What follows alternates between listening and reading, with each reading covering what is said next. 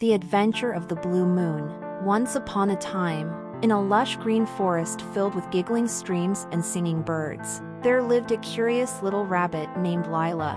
Lila was known throughout the forest for her bright red scarf and her adventurous spirit.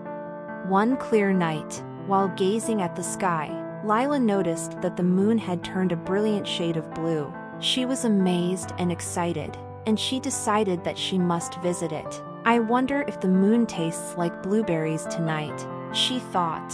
So, she packed her favorite snacks and set out on a quest to touch the moon.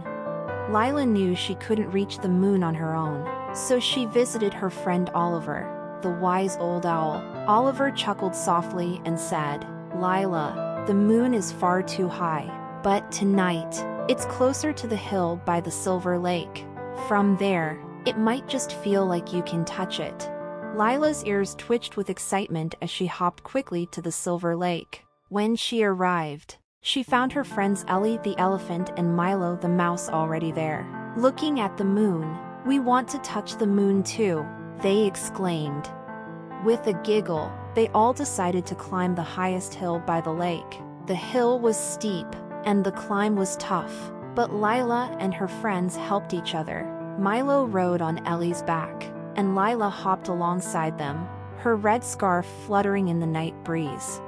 As they reached the top, they were breathless but thrilled. Before them lay the vast, twinkling sky, and the blue moon shone bigger and brighter than they had ever seen. They stretched their hands and trunks and tiny paws towards the moon, and for a magical moment, it felt as if they could almost touch it. They laid down on the hill, side by side, and watched the stars twinkling like tiny fireflies. Lila shared her snacks, and they all talked about their big adventure and the great teamwork that made it feel as though they had really touched the moon.